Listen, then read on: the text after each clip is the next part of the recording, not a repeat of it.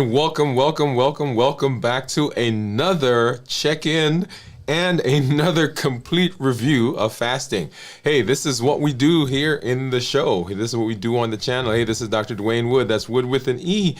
The E stands for endocrinology. Here I educate, I empower, and I encourage you to take charge of your health and your life, avoid complications, and go to the next level. And you are catching us as we are doing our review of fasting, a complete review, how to prepare for a fast, how to get through a fast, and of course, how to end a fast.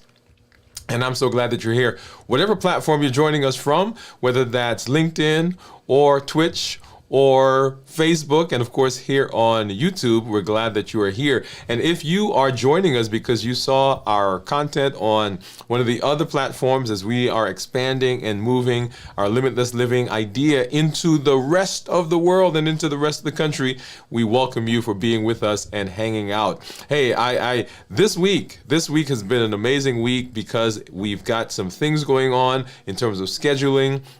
We've done our check-in. We ended our Limitless Living Health Action Plan last week and started a new focus this week, and we'll talk about that here in just a minute. But if you're new to me, go ahead and put new in the comments because I'd love to welcome you with a hand clap and some music to let you know that we're excited and happy that you are here in the space with us. If you do have comments, go ahead and put those in the chat, and then if you have questions, go ahead and pop those in the chat, and go ahead and put a Q, and we'll get to those as we get to them and talk, answer those as we move through our conversations with you. I've got some good things that we're going to look at here, as you know how we do. I've got my monitors that we're going to take a look at over in the side here. I've got my Keto Mojo, and I've got my Contour, and then of course down right below me I've got my Dexcom Clarity Report, which we'll look at to see what's been going on over the course of the last little while. I want to encourage you, if you've not yet been to our channel, if you've not been walking along with us as we've moved through our limitless living space, we've got so many things that are going on. And just to point out a few things that's happening right now, we have our 100-day walk to consistency that's happening on the channel. If you've not been there, you want to make sure you get over there.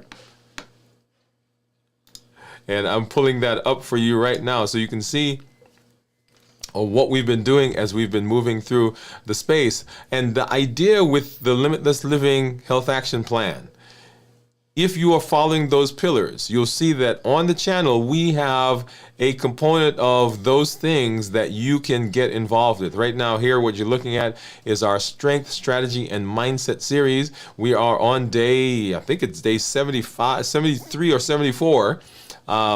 Actually, the 74. That's what we're looking at right now, and so we're doing some curl and presses. We're working on dumbbell presses. We're doing some pelvic tilts, as you see me there on the ground.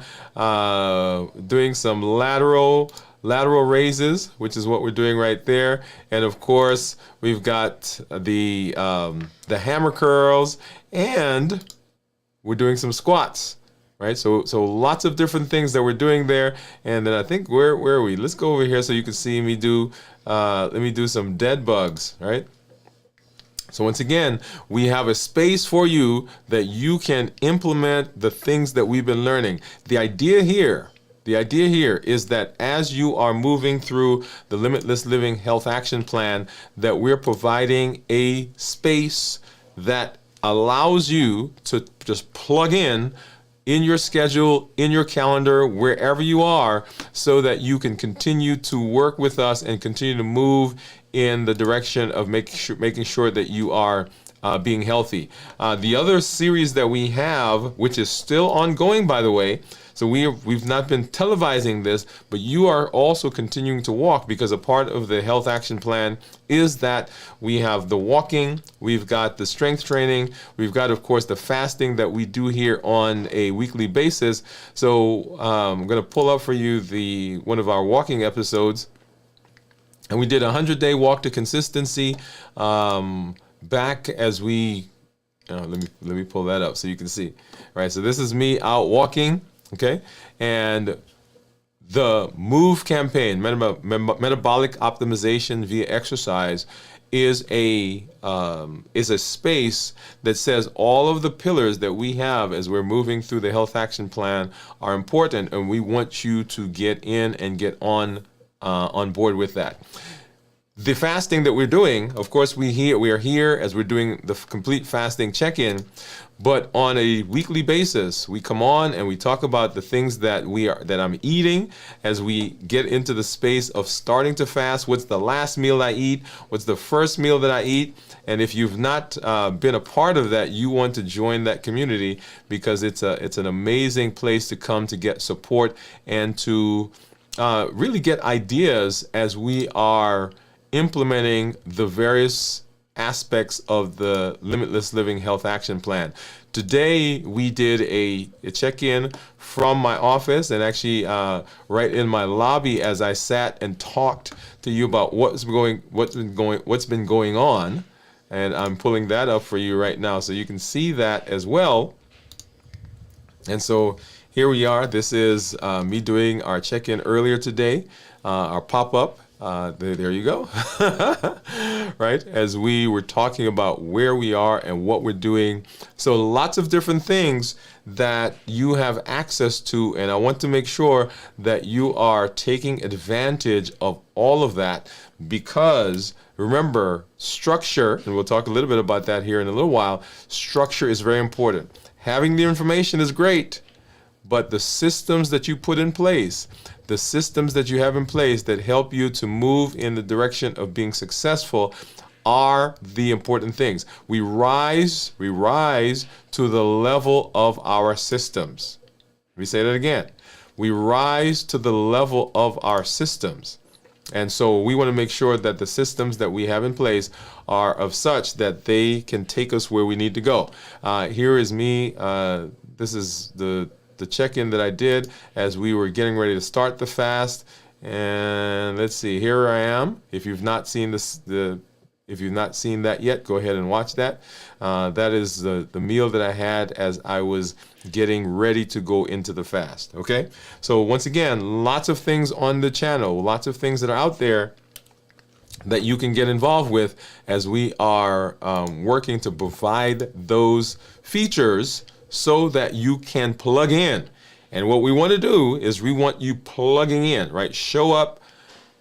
The health action plan, the reason it says action is that it gets power when you get involved.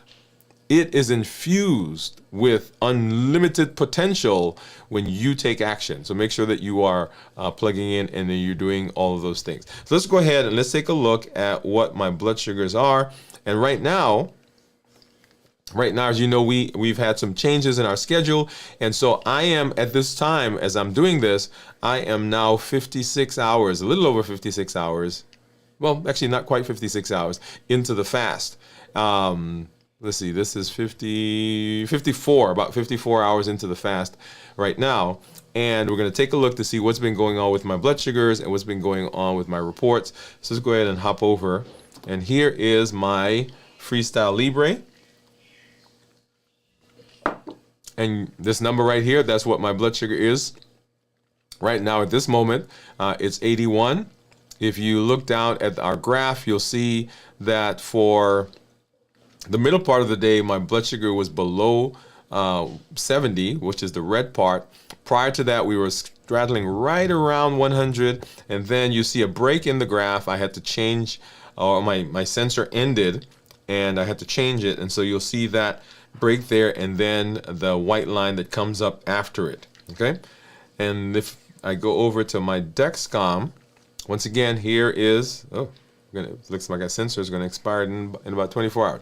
So here's the blood sugar, right there, 82, and then scrolling down, there is the blood sugar right there. That's the graph, and what I like about this is I can actually put my finger over that. And you can see what my blood sugars have been running. So 80s, so 100s, 80s, 90s, there's the 80s, and then coming into the morning in the 100s, 90s. And this is now, well, let's go up here. So once again, this is my toothpaste effect right in here, right? So come in with the 80s and 90s, and then right about 6 o'clock we start to see it climbing up. And let's see how high it gets. So we got up to about 114, I think was the highest that I saw. Yeah, about 115. And then starts climbing back down, and we're in the 80s and 90s up to where we are right now. Okay, and let's go ahead and let's take a look to see what my Keto Mojo and my contour say. For this, let me grab my container. We'll need a strip for the contour. We'll need a brown strip blue strip for ketones, brown strip for blood sugar. That's for the Keto Mojo. And then, let's see, hopefully I have a lancet. There it is. I have a lancet in here. All right, so what you use to get our finger stick. And so let's get back over here. And I'm going to get a strip out for the contour. Get that. Here we are. And get that into the monitor. Actually, let me go here so you can see that. And we're going to open up. This is the glucose strip for the Keto Mojo. Get that in. And this is the ketone strip for the Keto Mojo. And I always try to open those both at the same time because I invariably have trouble with this one. This is the ketone. I'm not sure why that is. All right, so let's go ahead and then open up. This is our lancet. And as you see, I don't usually use the lancing device. I just pull that off and I find a finger and get a poke there. And hopefully that gives me a good enough drop of blood. There we are. Yeah, I might need a brisker drop. There we go. Get that started. And what do you think my ketones are going to be, by the way? So we don't know yet what they are. So here is what the contour says, and here is what the here's what the contour says, and here's what the Keto Mojo says. So 73, 71, and right there you'll see that is what the Dexcom is saying right now. So let me go ahead and take this strip out, and let's get the strip in for ketones. So 54 hours of fasting. What do you think my ketones are? Let's go ahead and drop this in here and get that one started. Okay, there we are. And so drum roll, drum roll, drum roll, drum roll, please. And we are 1.4 for our ketones right now. And while I have that on the screen, let's go ahead and hop over the Keto Mojo. And so we can pull that information in. Let's go ahead and get that synced. Hopefully we can. Okay, so syncing in progress. All right, and so 73 with 1.4 with a glucose management indicator of 2.8. So let me go ahead and I'm going to hop over to this this view. Okay, so the blood sugar or the number that you're seeing right here, the 2.8, is what's called the glucoketo index or glucose keto index, and it is a ratio of the blood sugar, which is down here, and the ketones. The only thing that if you're doing that calculation, you'll say, wait a minute, that is not, if I divide 73 by 1.4, that's not what I get. I actually get a different number. Well, the reason that's the case is that you have to do a conversion. So let me go ahead and pull up my calculator. All right, and so actually let me get the blood. It was let's see, what was it? It was 73 and 1.4. So let's go ahead and do that. And so if I take 73 and I have to convert that to international units, I actually divide that by 18, and that gives me this. And if I divide that by 1.4, then I'll get the 2.8 that I got here. Okay, so that's how that number occurs. So when we talk about ketones, and you'll see that my ketones right here are 1.4. Ketones that are less than 0.5 are considered normal. 0.5 to 1.5 considered nutritional ketosis. And then above 1.5 is considered therapeutic ketosis. So right now I'm in the nutritional ketosis. Nutritional ketosis range. I'm trying to get that word. And let's go ahead and pull up our graph. And you see there, if you look at the graph, here is, that is glucose. And here is my ketones down here, right, was 0.2. And let's see, did it sync? All right, come on. I'm going to have to do that again because that graph did not look like the one I was expecting. Okay, let's get this over, pull it in. Let's see, pull out the strip is what it's telling me. Make sure the device is on. Let's go ahead and get that back on. And all right, so it's finished, sync is completed. All right, and let's see what we have. 88. Okay, there we go. Okay, I was like, why is that not showing up the way I expected? There we go. All right, so here we are. And so when we did our check-in earlier this week, remember our blood sugar was 88 and ketones 0.2, so essentially in the normal range. And now that I fasted, notice that the blood sugar goes down from the 88, it goes down to 73, but the ketones go from the 0.2 up to 1.4.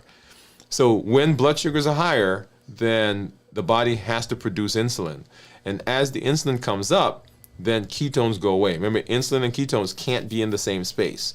And so that's why you see there is a, when the blood sugars go down, the insulin drops and then the ketones go up as a result of that. So that's what you're seeing there. Let's go ahead and let's go over and we're going to take a look at my monitor report through the Dexcom Clarity. And so here I am, this is the 14-day view, and my blood sugar, my average blood sugar is 114. My glucose management indicator is 6.0. This is a calculated number, but if I got an A1C now, based on these numbers, I would expect it to approximate that. Now, I can't say it's an A1C because it's a calculated number, but it is usually pretty close to that. My time in target is 99%, so 99% of the time I'm in the range, with the range being here at 70 to 180.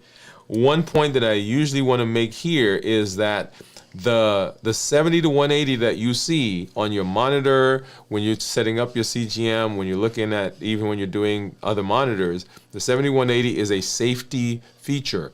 It is, we had to pick a range that says, hey, we don't want blood sugars lower than this, because lower than 70 is low blood sugar, by the way. That's hypoglycemia. But on the upper side, we had to pick something. We said, hey, these are the numbers. These are, and there are specific reasons why we pick 180, but that is where the range is. That doesn't mean that that's where we want your blood sugar to be. In fact, when I talk to patients and clients, I tell them that I want their average blood sugar to be between 100 and 120, right? So that is the number that I want you guys to shoot for, 100 to 120. Now, talk to your healthcare provider. They may give you different parameters depending on where you are, but the body is actually looking for numbers that are even better than that 100 to 120, because a normal blood sugar for a non-diabetic person is 70 to 99. 100 to 125 is considered to be pre-diabetic, and then 126 and above is considered to be diabetic. Okay, so when you're looking at those numbers, I want you to make sure you're keeping that in mind. If I look at my 90-day average, because just now we looked at the 14-day average, my 90-day average shows that my average blood sugar is 116 with a glucose management indicator of 6.1, so just a little bit higher than it was before. And so that means on average my blood sugars have been 2 milligrams per deciliter, that's the units, higher over the let me say it the other way. So my blood sugars have been 2 milligrams per deciliter better over the last 2 weeks compared to what it was over the last 90 days, right? So the last 2 weeks we've been better. Once again, my time in range is 98 and my target is 70 to 180. If I look at the actual numbers for the graphs, Here we are right here at 54, 56 hours. And if I start going backwards, you'll see that for most of that time, we've been in the 80s. Well, let's go back. So here we dropped down to 70s a few times. And 80s, low to mid 80s. There was a 79. And here's our 90s, 100s. So I want you to look at the time. So right here, so we came into the morning with the 90s. And then right about 6 o'clock when I got up and started brushing my teeth and getting ready for the day, you start to see that blood sugar rise. And we got up, I think we said we got up to as high as 115. There it is, okay? Now, going backwards, so here is the day prior to that. So at this point, we're fasting 24 to 36 hours. And so once again, there is the glucose or the toothpaste effect. And you see some fluctuations there, low 90s, 100s. And then going backwards to time 0. So we started fasting on Monday. And we started fasting on Monday right in this area right here. So blood sugar 106, 105, 100. So I ate, and go back and see what I ate for my last meal prior to the fast. And then going forward now, from that point, you'll see that the blood sugars, I think we spiked out, it was going 121, here's 120, 117, 125. So we're up about 25 points at the max going into the evening. And then now to the numbers that we saw just a little while ago. And so one of the points I want to make here is, and we'll make this again when we are reviewing the fasting, is that you want that your blood sugars should not have significant spiking after the meal that you ate, right? When you're ending your eating window, the meal that you're eating should be of such that it doesn't cause major spikes in your blood sugar. Because remember, if you do that, if you have those big spikes, then your blood sugars are forcing your body to produce insulin, and insulin delays the progression into ketosis. And then of course these are the numbers that we just saw. Awesome.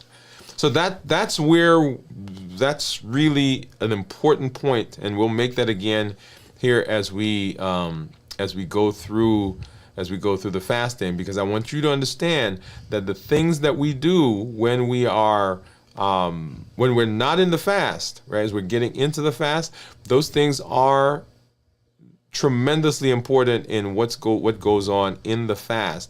If we do a good job there, then we will find that we get into the fast, complete the fast, get through the fast in a way that helps set us up for success as we move further into our metabolic improvement. Okay?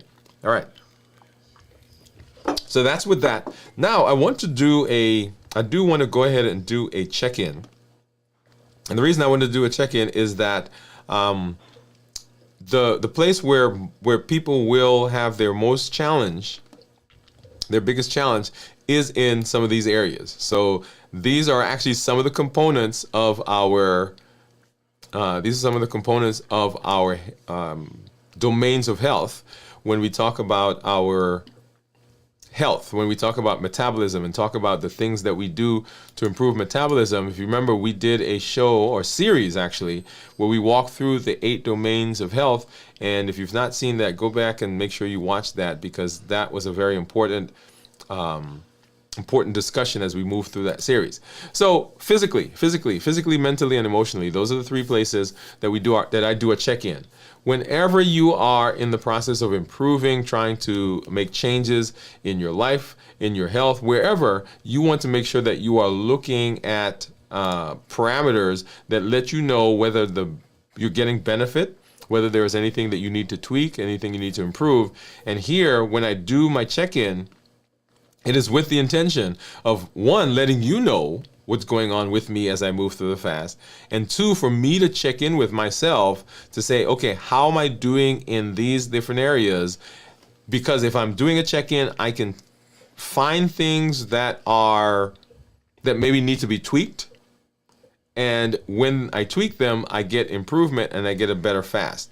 For example, and we'll come back here in a minute to go through the list. For example, a couple of weeks ago when I did my check-in, I told you that I was having a headache. And as I was going through my list of, okay, where am I having these challenges, I realized that I had not been drinking enough fluids. And so I started drinking, I tweaked, and it got better. And so that is one of those places where we want to make sure that you're following through and making sure that you're looking at the different areas. So physically, right now I'm feeling rested. I over the last several days have been doing a good job because there's, like I mentioned, there's some scheduling. I don't want to say challenges, some scheduling changes that are going on with me and the family. And so I've had to switch and pivot and do some different things. As a result, I realized that I needed to get rest this week. If no other week, I needed to get some rest this week, because if I didn't get rest, I would not be able to do the things I'm doing in terms of my health, in terms of working with the family, seeing patients, being here in this space with you. And so I was very intentional this week about making sure I got good rest. Why is that important? Because as I'm going through the fast, and I'm 55 hours now into this fast, my body has changed from burning carbs, glycogen, and is now burning fat, as you saw with the ketones that were there, 1.4. If I were not well rested, when it made that switch, I would feel that more profoundly, and I would feel it kind of like oh man, I'm feeling so weak and tired. But because I've rested, I don't feel it. It changed, it pivoted, my body changed, and all the hormones are changing, but I don't feel that as profoundly. That's number one. Number two, hydration, right? I'm doing a good job of hydration. If I didn't do that, then that would also show up as lightheadedness, sweaty, dizzy, all those other things. And then mental. I'm excited because, hey, I'm hanging out with the family, y'all. It's summertime. We're doing some things. We got some fascinating things happening with our family and friends. And, of course, here we see a lot of benefit and a lot of success and a lot of just amazing advancement in our community. People who are getting off medications, who are having blood sugars that they never thought they would see again, or things that they're having for a long time. They've been struggling with various personal things in terms of food, and now they are getting success as they're moving through that space. So that part for me is exciting. It pumps me up. I'm not feeling sluggish, lightheaded, dizzy from the activity in terms of physical, and I am feeling clear because when I'm rested, I also feel better in terms of my mentation. And then emotionally, just excited. I mean, I don't even have another word for that. Just excited right now for all the other things that are going on. And that actually plays into the fatigue, or into the physical and the mental. The other thing that it does is because I'm fasting in the space that I'm at, I have endorphins that are pumping right now, right, for lots of different reasons. And those endorphins help me to maintain the other things that I see, or other things that I'm going through right now in terms of physical, mental, and even the fasting itself. So I also want to do a check-in to go through that process, because it's a very important process for us to walk through. Otherwise, we kind of miss it, right? And we don't want to miss that. And one of the things that I want to make sure that I let you know is that fasting is a powerful tool. It is a powerful tool for the things that we're doing as we're walking through our metabolism, improving our metabolism, and getting that right of the things that we do. Fasting is one of the most profound and one of the most powerful. So the reason that we fast is because it hits the three pillars for reversing diabetes, and we'll talk about that here. Let's go ahead and let's hop into our discussion of fasting, and we'll get into it. So our fasting process is a very important one as we move through the metabolic space. Let's go ahead and let's set the backdrop. The reason that we're doing this is we want to improve our metabolism. Our metabolism is the process that the body goes through as it's converting food into energy. And if we have any malfunctions, any hiccups in that process, then we end up with the metabolic diseases that we've all talked about: high blood pressure, high cholesterol, fatty liver, obesity, and on and on and on. And so we've been walking through the path of the health action plan. That plan that is a blueprint, is a set of checklists, it's a set of guardrails, a set of protection that helps us say, if we follow this, if we go through this, if we walk this path, then the product, our body, our health, the product that we end up with is going to look like what the blueprint said it should look like. And so that is what we're doing. And one of the pillars in that blueprint, in the health action plan, is our fasting. And so the question that we always have is, if we're using a tool, we want to make sure we're using the tool properly. And so here, and that's where we are, because we're walking through fasting. So fasting, a review, what do we need to know? What do we need to know to be successful? And that is the important thing. Whenever I talk about fasting, I talk about it in three sections, if you will. How do we prepare for the fast? How do we fast successfully? And how do we break that fast? Preparing, getting through the fast, and breaking the fast. Why is that important? It's important because if we don't do a good job of getting through the fast, then we set ourselves up for difficulty, not just in this fast, but in other fasts down the road, because our body will remember, and it sets us back when it comes to our metabolic disease and our metabolic health. Because the longer we delay addressing it in whatever way, and let me say that, whatever way we address it, the longer we wait, the more damage and more complications we can have in the long term. And let me come and let's make a point here. As you're walking through the health action plan, remember, the health action plan gives you a list of it's a blueprint, it's a checklist, it's guardrails. It is something that comes from seeing countless numbers of patients and personally talking to clients and walking through the process myself. Let me pause there.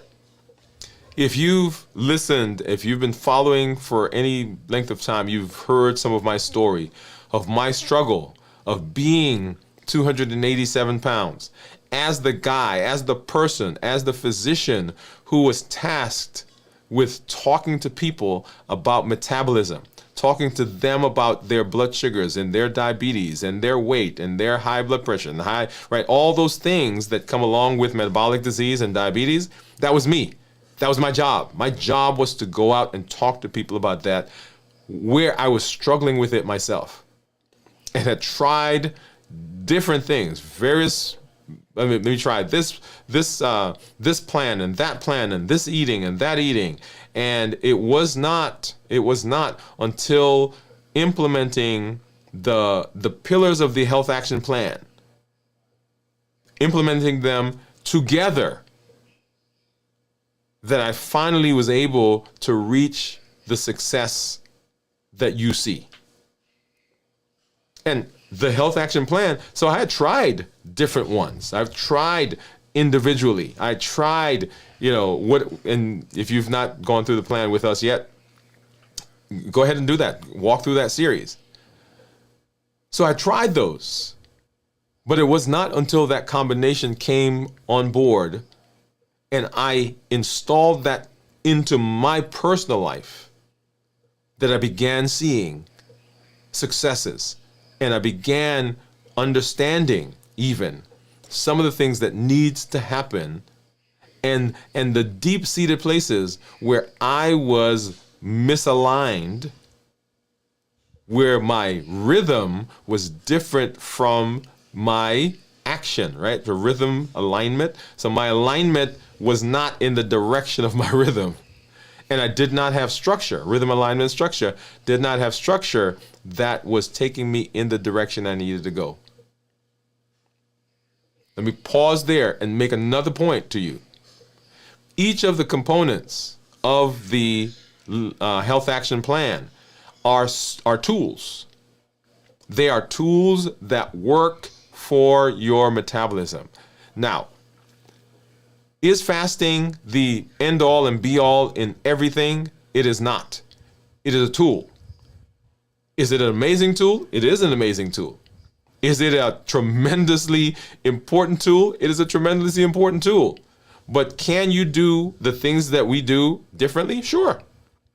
Just like I have done things before, they work.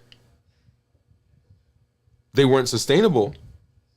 They improved, but not to the level I needed.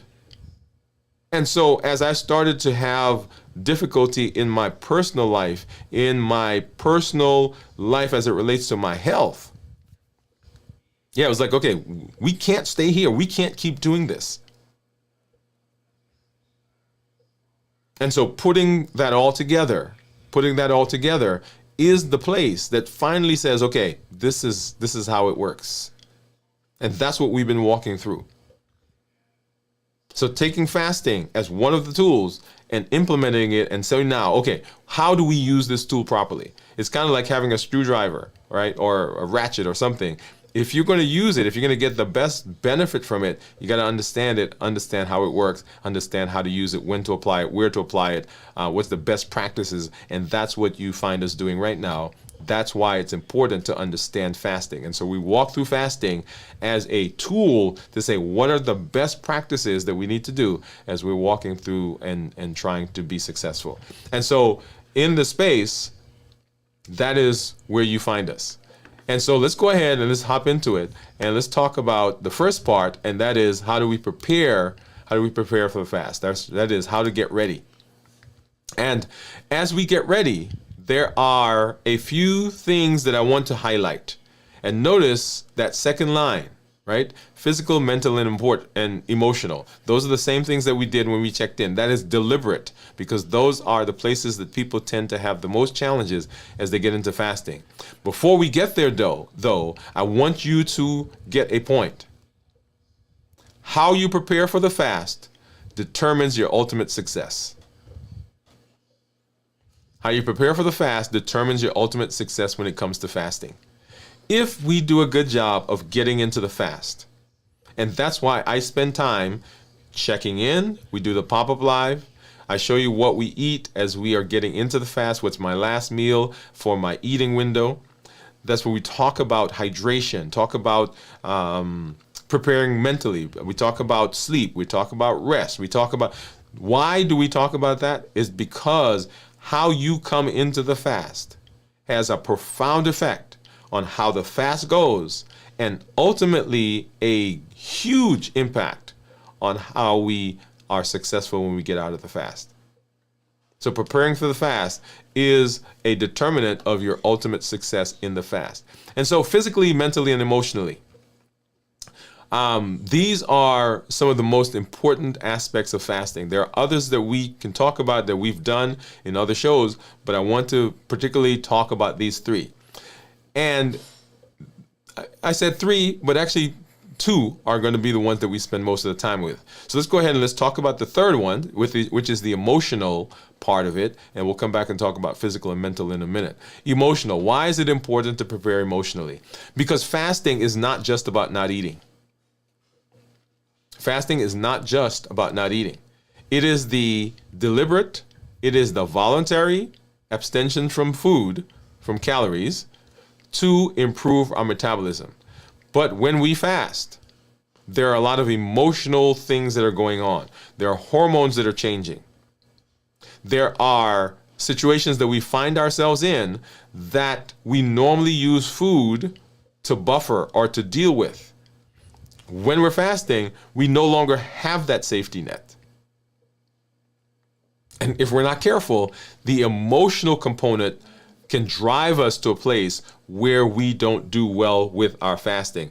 In fact, if you will recall, if you've been with us, you know that part of our the heat model, when we talked about the heat model says that there are some places, some things that will push us in the direction of eating that will derail us if we're not careful, right? With habits, emotions, access, and taste.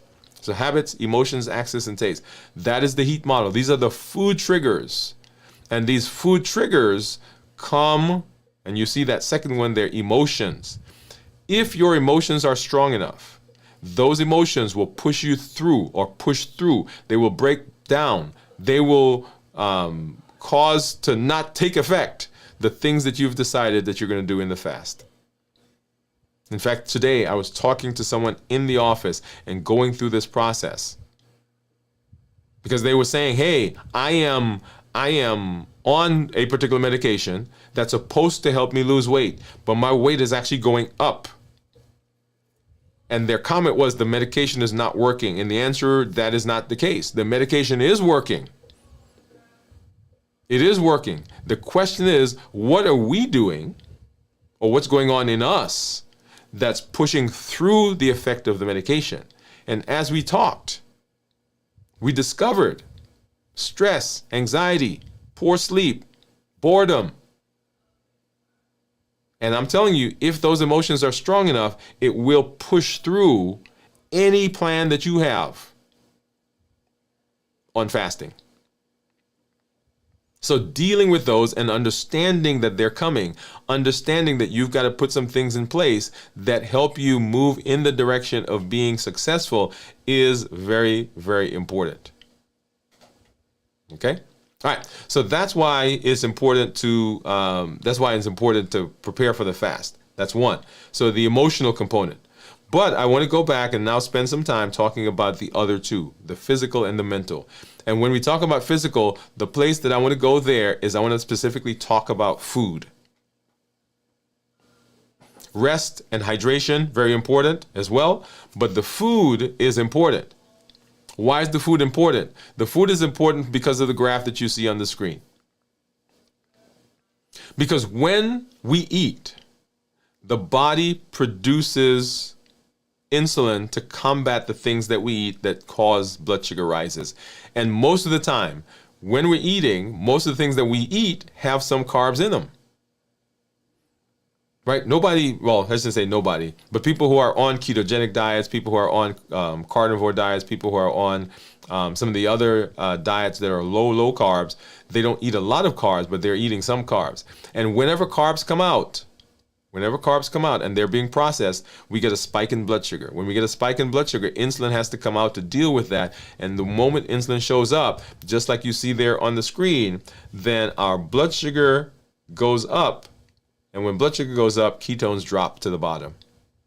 And it's not until the blood sugars begin going down that we then see ketones go from in the normal range, which is below 0.5, and we see them going up into the therapeutic range, whether it's nutritional ketosis or therapeutic ketosis, right? That's 0.5 or higher. But as long as the blood sugars are up, where insulin is going to be there. Now, why do the blood sugars go up? Blood sugars go up because blood sugars go up because of the things we eat. And so when we look at that last meal and in our end of our eating window, getting into the fasting, we want to see blood sugars that are stable. We want to see blood sugars that are not running, causing big spikes. So that when we look at my graphs, when we look at the things that we're doing, and let me give you an example of one, right? So here was a fast that was starting. So we're eating in this eating window right here. So our eating window is ending right here, and we're going ahead and we're starting to eat our meal. And let's look at the blood sugars that occur following that meal. So right here, let's see, where are we? Okay, there we go. So 105, 102, 100 is where we started, right about there. And we ate the meal. And look at the blood sugars following that. So as we're getting into the fast, we want blood sugars that don't spike following that last meal, because if it spikes following that last meal, then our body has to deal with those blood sugars. And so these are the kind of blood sugars we want to see following a meal. Now, you may have fluctuations 120, 130, 140, anything up in that area, and those are we don't want those, but those are okay. But if we're having blood sugars that are spiking up into the 200s, 250, 180, 190, 160 even, then in order to deal with that, the body has to produce insulin, and that insulin derails the process. So number one, physically, we want to make sure that we are not eating in a way that causes us ultimate problems. Physically. Because what happens there is that it pushes the ketosis backwards. It delays our progression, delays our entry into ketosis, and that derails the whole process. They say, okay, we didn't have a successful fast because of what we did in preparation. And then mentally is important as well, because how we deal with our blood sugars, how we deal with our emotions, how we deal with our outlook, how we deal with what we think about the fasting, very important, because it's through those lenses that everything that comes to us affects us. Let me say that again. It is through the lenses that we have in terms of our mentation, our thought process, whether we have envisioned this success, whether we understand what's going on in our body, whether we understand what's going on in the fasting.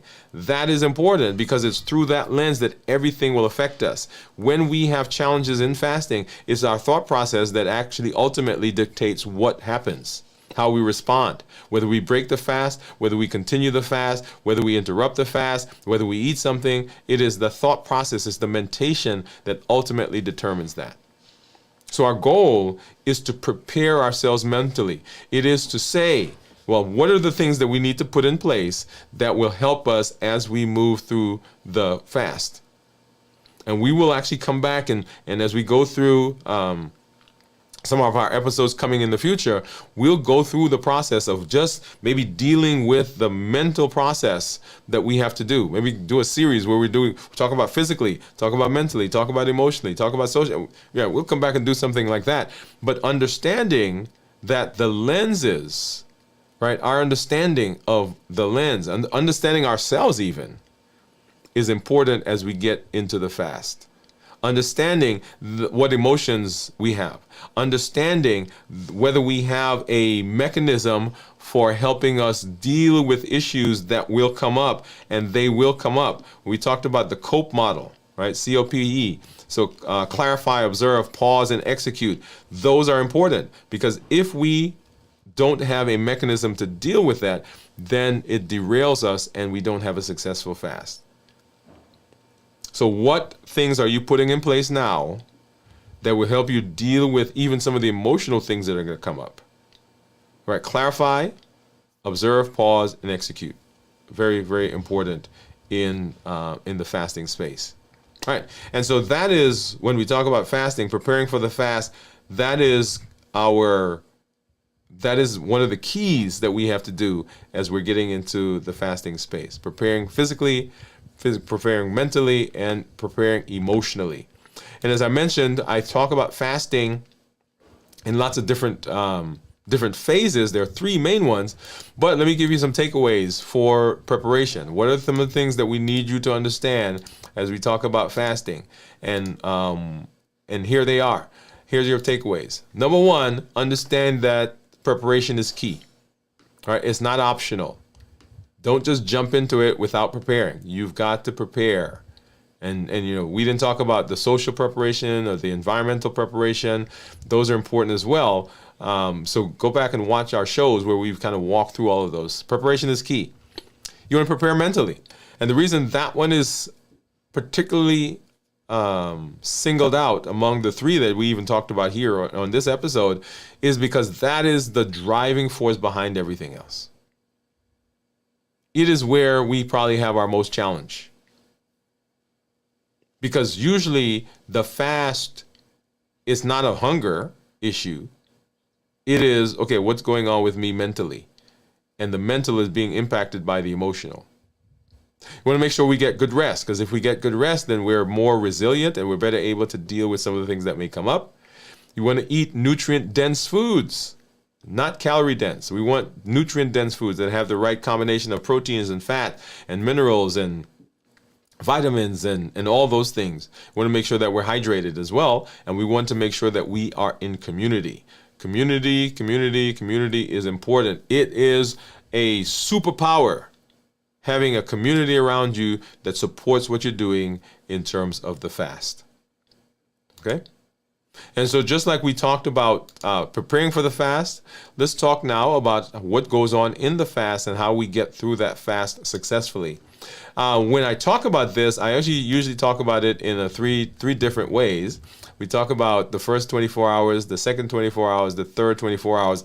And the reason that it's 72 hours is because I do a 72-hour fast once a week. I have encouraged everyone to at least begin doing a 24-hour fast. So wherever you are, you want to move in the direction of being able to do a 24-hour fast once a week. That is a starting point. So if you're 16 and 8, or you're doing one of the other intermittent fasting regimens, you are getting benefit, but let's push our way to see if we can get to a 24. The people who should not fast are those people who have some compelling medical reason why they can't fast. And you want to make sure that you're talking and discussing this with your healthcare provider. Further looking at the fasting, though, in the first 24 hours, I want to break it up a little finer. And we're going to talk about the first 6 hours. We'll talk about 6-hour blocks. The first one is what's called the postprandial period. Notice that this is not called the initial fasting. I want you to get that. The postprandial period is not a fasting process. It is what your body's doing as it's shuffling the food that you ate. Right? You ate the food, it comes in, and now the body is processing it, it's breaking it down, it's sending it to the different places that it needs to go in your body. It is not necessarily a fasting phase. The blood sugars are high. Insulin is high because it's dealing with all those blood sugars. The body is sending it to different places. The digestive system is absorbing the material that you just ate. Energy levels are high because there's a lot of sugar there.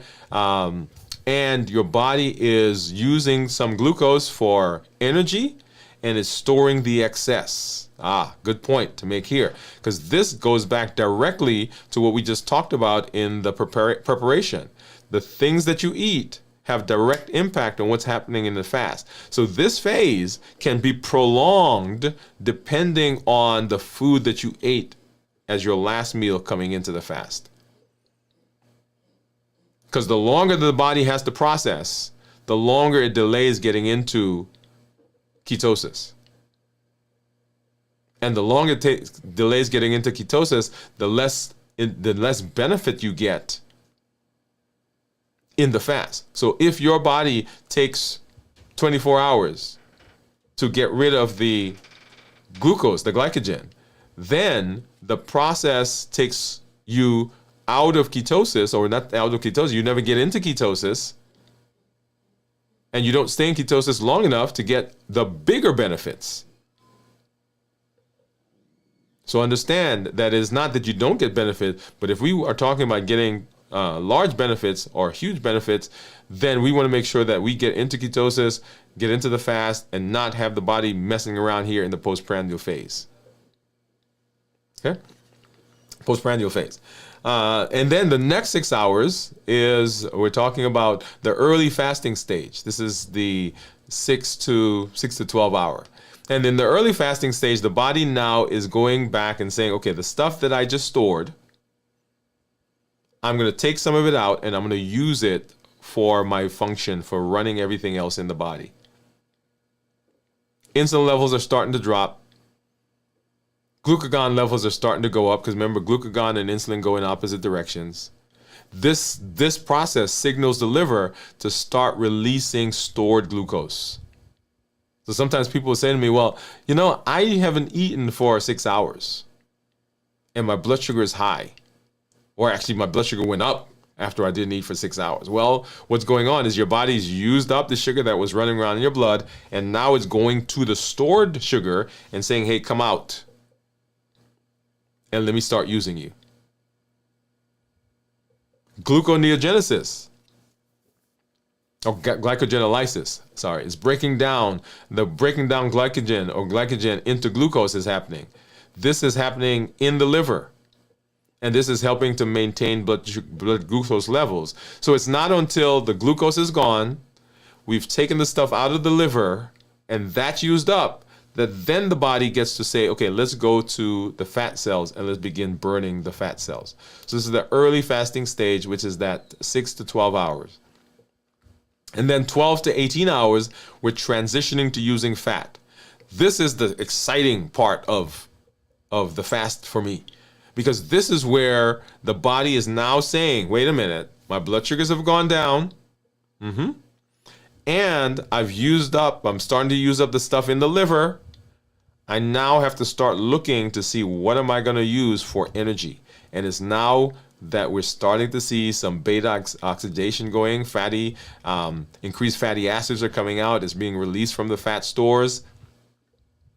The body is now saying, okay, I need to start making some energy. So it's taking non-carb sources like fat, triglycerides, and it's converting that now into sugar.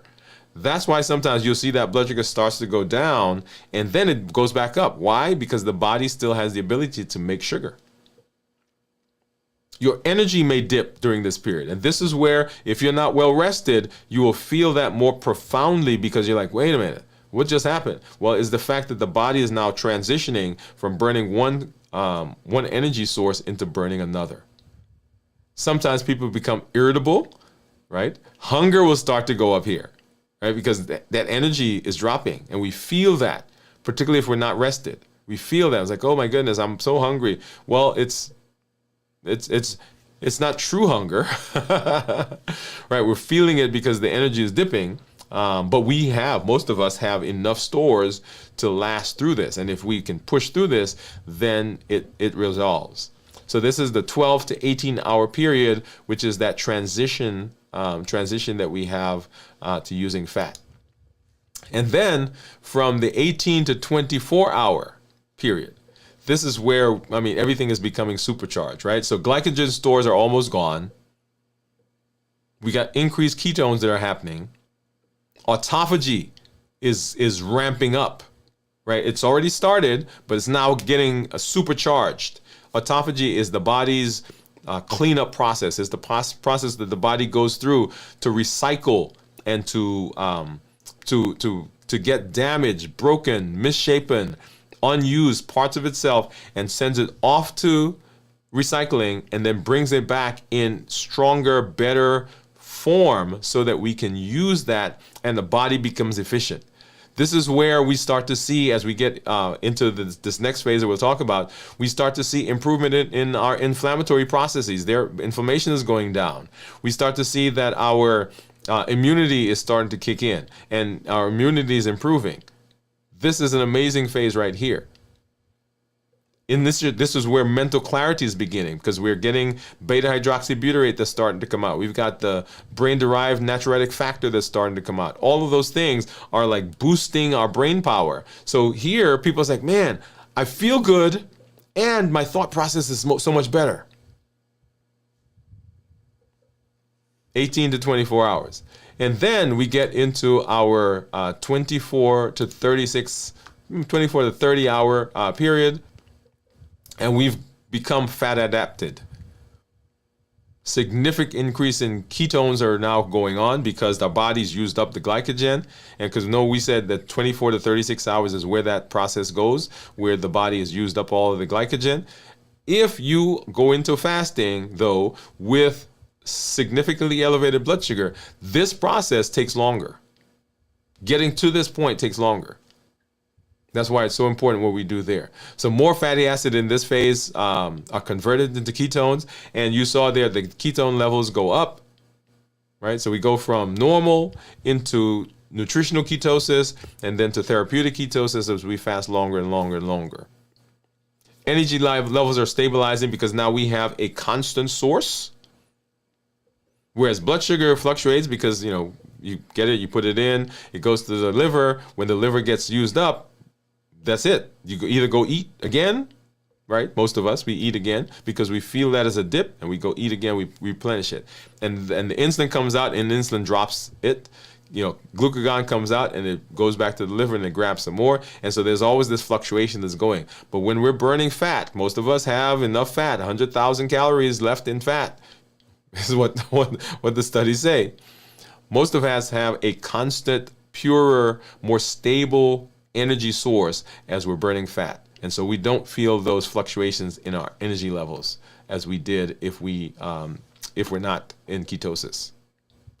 And so that's what's going on in the body. So understanding those changes is very important.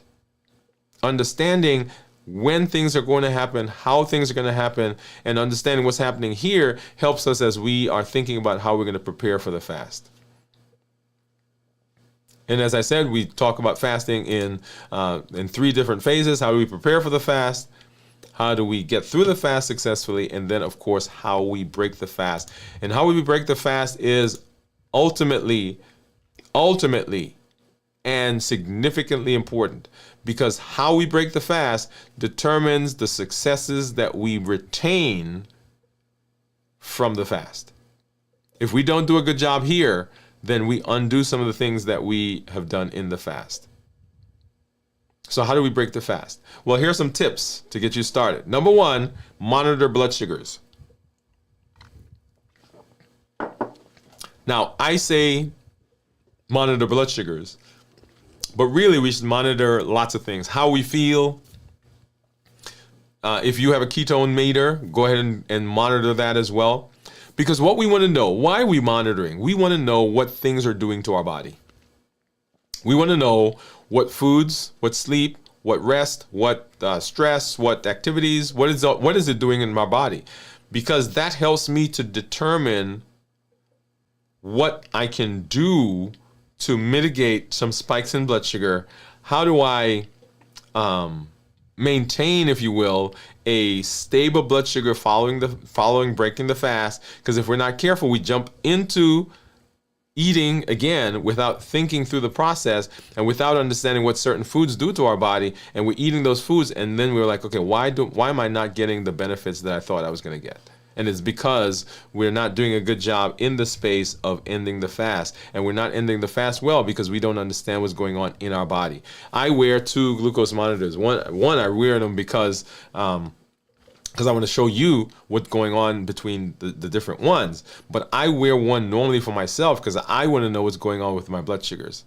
I check my ketones here on the show because I want you to see what's going on in my body, but I check ketones also because I want to know what's happening in my body as I'm moving through the metabolic space. So monitor, number 1. Number 2, as you start to eat, you want to have good portion control. Often it's not the fact that we ate the wrong thing, it is that we ate too much of the right thing. Please pause there. So it's not that you ate the wrong thing, but you ate too much.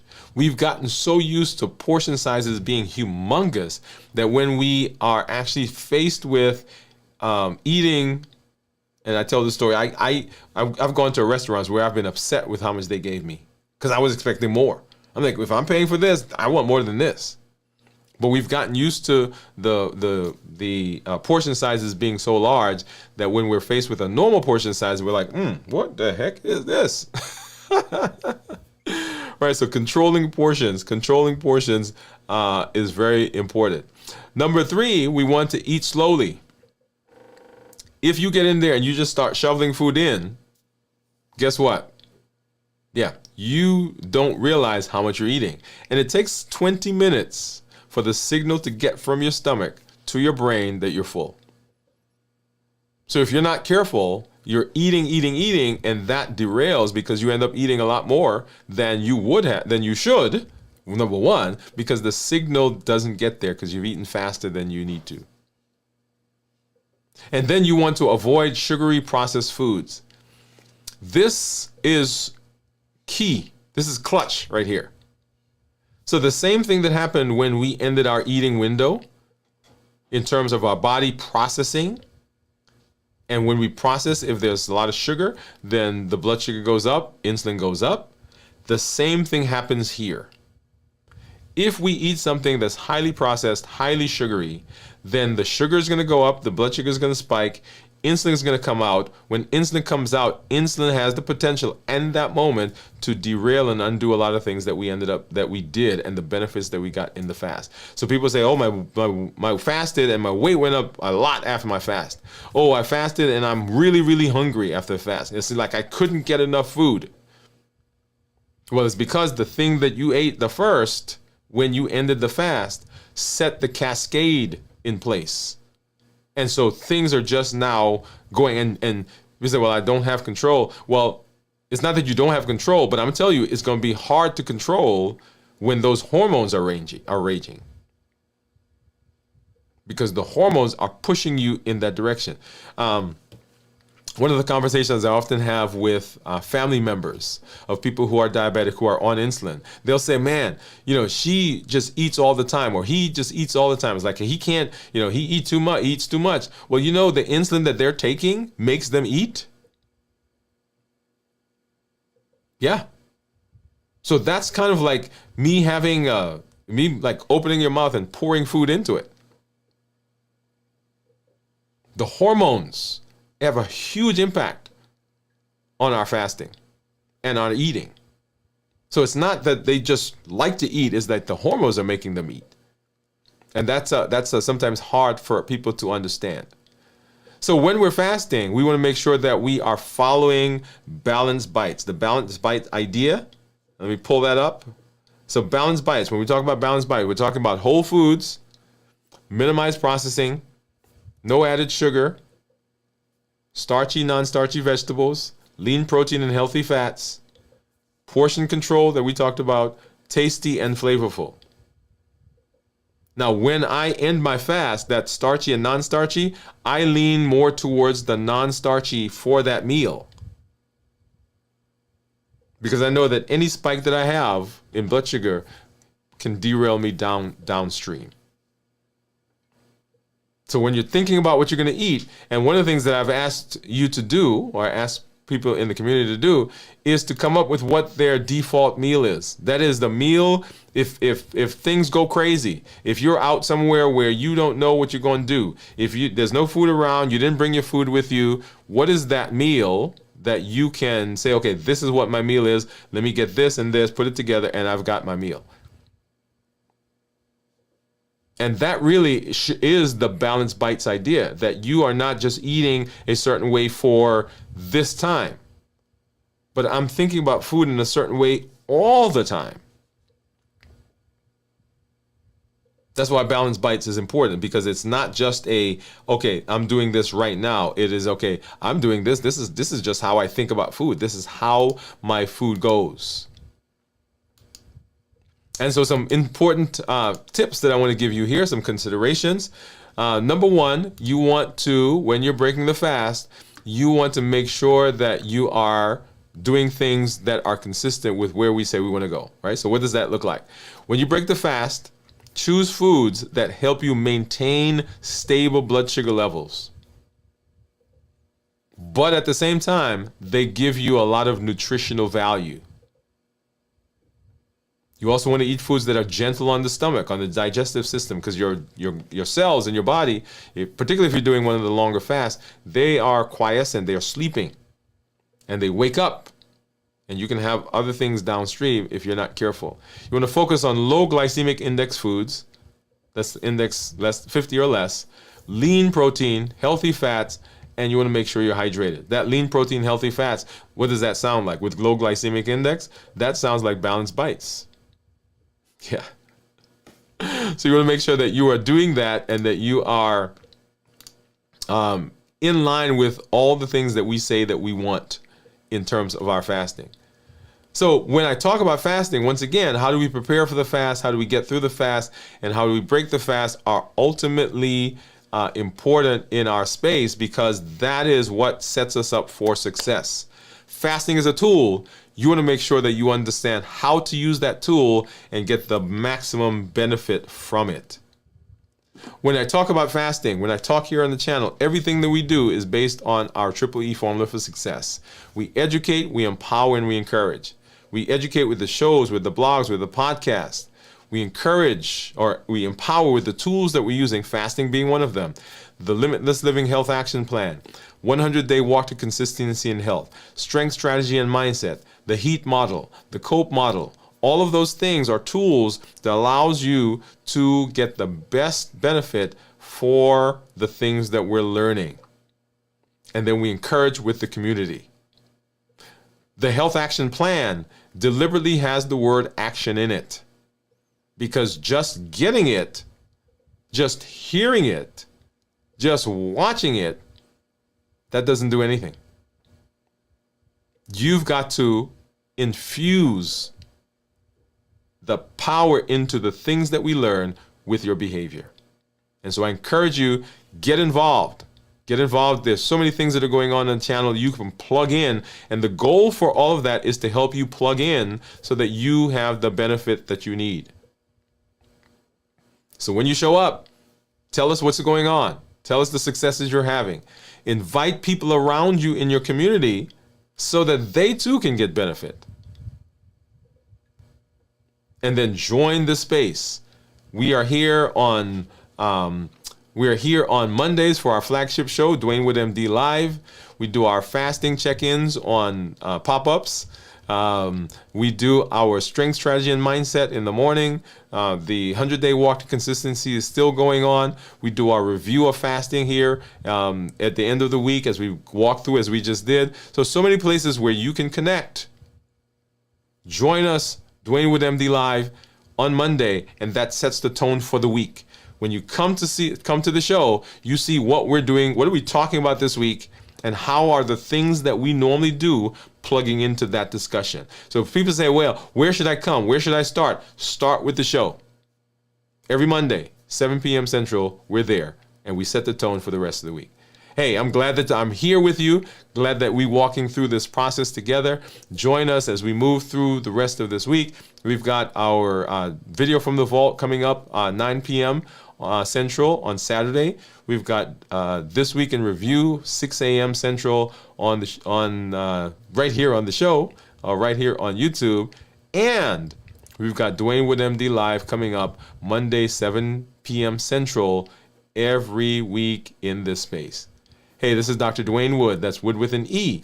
The E stands for endocrinology. Here I educate, I empower, and I encourage you to take charge of your health and your life, avoid complications, and go to the next level. We're creating the life we've always wanted, and we are living limitless lives, which says that we're not allowing anything to prevent us from doing what we need to do. We're showing up with our best self, our best health, and our best plans for our lives, and we are going to be successful.